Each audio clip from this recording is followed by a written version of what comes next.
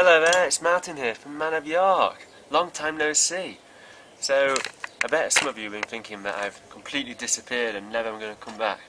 But actually I'm putting a lot of effort into making this video because this is like take 5 or something.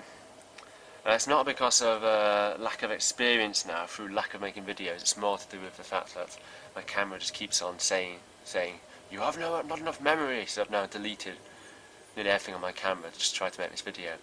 But anyway, it's great to be back on YouTube again. I'm going to try to light up my pipe, but it's almost finished, to be honest. Got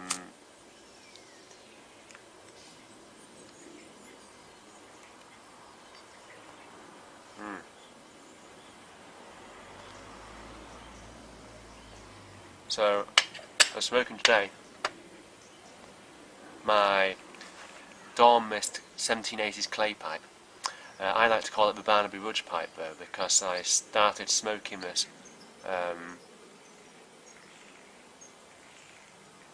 back in February of last year when I was reading Barnaby Rudge, which is my Charles Dickens Christmas read. This year it's Martin Chuzzlewit, but it's not been going too well because I haven't really finished it yet. And Christmas is long gone. But I thought that today is such a beautiful day. It's 16 degrees in temperature. I just thought I need a good floral and crisp pipe tobacco, and so I filled my bowl with some Samuel Gareth's Grousemoor, which was very moist because when I opened the jar it was all filled with condensation because of the heat and of the sun and the moisture inside the tobacco evaporating. But yeah, I love the clay pipes. They're so elegant, and the clay almost acts like a little filter almost as well. It helps out with moisture. Anyway, so this is basically a little update on life. I'm down south in Windsor now. It's okay. I haven't adopted the southern ways of being unfriendly and aloof. I still call my cup of tea a brew, and hopefully nothing else has rubbed off on me other than colds. Basically, it's just sort of, this video should be like a little update just on what I've been up to really. And so it's been a month since I moved down, and moving house was extremely stressful because Rachel caught the flu, like a really bad version of flu, in which she couldn't shake it off for half a month almost, and that meant that I had to move the whole house pretty much by myself because she was bedridden throughout that period. She did try to help at first, but soon it became apparent that she was just far too ill to do anything really, and so it's took me, I think it's taken me a month just to recover from the stress of a house move, to be honest. I've also been learning my new job, which is absolutely fantastic. I love my new job, and also settling in this new house and things. I visit Rachel a lot, so I'm always away on weekends a lot of the time, so either driving up to Yorke or going up to Suffolk, or her coming down. And so it's been quite a busy time, and not really an easy time to just settle down and have a pipe and sit down and think about things really and catch up. So yeah, it's been a hectic but also interesting time for me, moving down to a whole new county, a long way away from family and friends and things, and trying to sort of get myself rooted down in this area and to the point where I can comfortably just do my job without having to worry about anything else. So yeah, I've had a few interesting things going on, like me and Rachel went down to Portsmouth to explore the Mary Rose exhibit, and if you've been watching on Channel 4 on TV, they did a programme on the Mary Rose recently all about the multinational crew of the ship. If you don't know what Mary Rose is, it's one of the flagships of Henry VIII, and so for a 16th century ship, and it sank in the Battle of the Solent, where maybe it sort of capsized, and people aren't so sure how it capsized, whether it took damage to its hull and then all water got in as the guns recoiled and it tipped to the side, or whether someone had done sorted the sails out wrong and so a gust of wind blew it over or something like that, or even the recoil of the guns just tipping the ship basically. After all, broadsides were quite a new thing in Tudor kind of seamanship and naval practices. And so it's a really fascinating exhibit, and not basically it's just got loads of artefacts from people's daily lives, so they can draw up a really interesting picture about how people lived on deck a Tudor warship. It's got these huge boxes, munitions boxes filled with medieval style longbows, which would have weighed around 150 pounds to draw. So the people using these things are real lethal experts of the bow, and kind of had this organised system of keeping them dry and stuff, with loads of munitions catches of arrows and things like that. They have other missiles. They had like a crazy kind of big dart, which they think had like a fire tip to it, and that could have been launched out of a springald, which is like a sort of a self-contained catapult-like thing that springs a plank and goes and hits like the dart and fires it onto other ships and stuff. They had all loads of personal things as well, like people's gaming dice and a pet dog as well, a skeleton of a pet dog, and the actual bodies of the sailors themselves and soldiers themselves, which have been able to reconstruct their faces. So anyway, it's damn good stuff if you love your history. And so we spent around 3 hours and a bit in there. It was amazing, and you can see the whole side of the ship and look at all the little decks from a balcony, and it's just brilliant. Can't sing its praises more. I feel like most of the video has just been me talking about Mary Rose now. So yeah, and then also on the same weekend we went to Hughenden Manor as well, which is the house of Benjamin Disraeli, which is quite cool.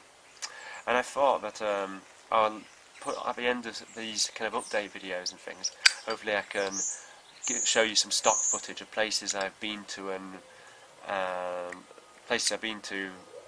kind of before the move, so things that I've took videos of and didn't manage to make a video about it.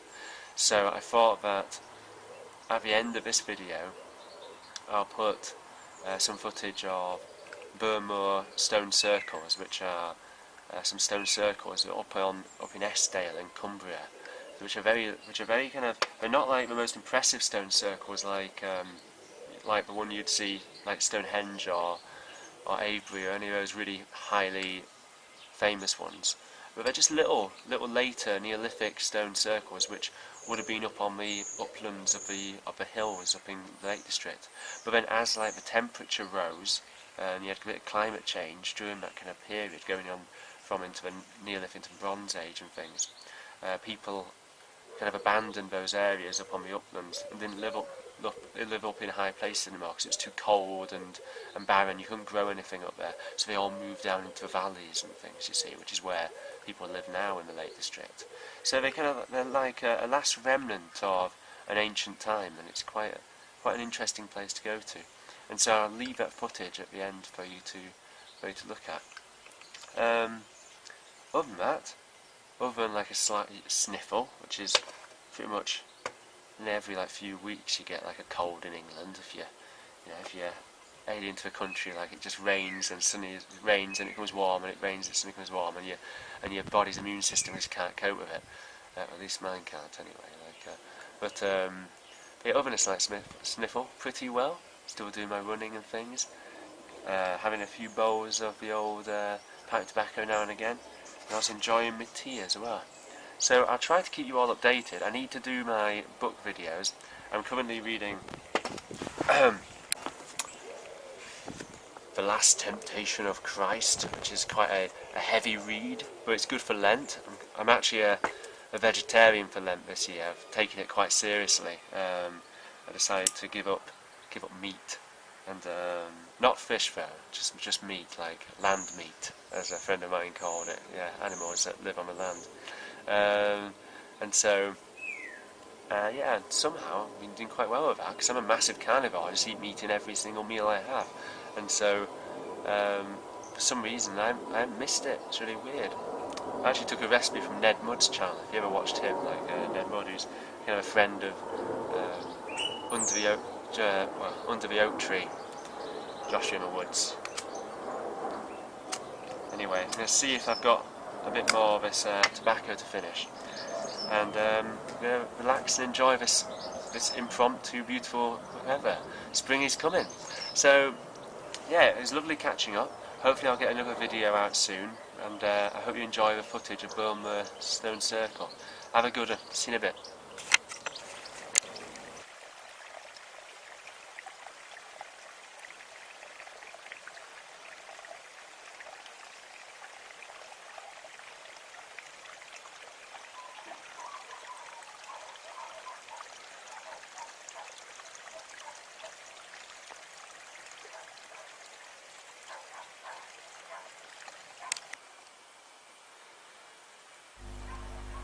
Burnmoor in winter is a cold and unforgiving place. Perched on the slopes sit old slate bothies. These were once the drafty homes of Victorian peat cutters who made their living digging the saturated earth of this desolate fell. But this stark and exposed hill has an even more ancient story to tell. It is quite hard to believe that 4,000 years ago, this stark landscape was once fertile forest and agricultural farming land. It was tilled and deforested by Neolithic farmers who thrived on these uplands in a gentler climate.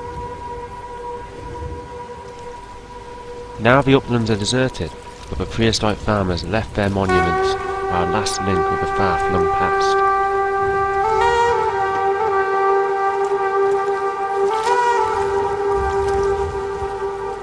Brat's Hill Stone Circle is the largest monument on Burnmoor. It has 42 stones and 5 funerary cairns, and therefore is possibly a monument to the ancestors. Looking out from Brat's Hill, in the near distance can be seen the 2 white moss stone circles. Both have central cairns. The northeastern has 11 stones and the southwestern circle has 14.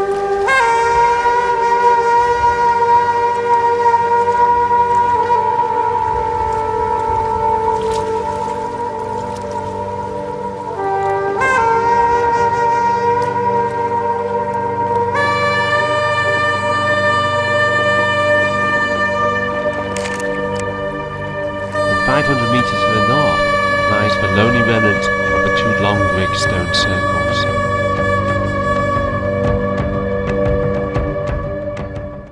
At first sight it would seem that there is something special about this place, mystical even. The stone circles are interlinked and may have formed what archaeologists term a ritual landscape. Landscapes put aside for burial, monumentalization to honour the ancestors, long forgotten gods, or as a testament of communal effort. The Burnmoor stones are, however, smaller and later monuments than their larger counterparts, and may have been more provincial emulations of the greater Cumbrian stone circles like Gamelan's Birkrigg, Long Meg, or even further afield the greatest of them all, Stonehenge. They could be a last example of a commonplace monument type which may have been more widespread than you think, but have fallen afoul of later human interference. The Burnmoor stones may have benefited from their own obscurity. Whatever their original purpose, they stand in the heart of Cumbria as one last link to an ancient world far removed from today's ideologies and way of life.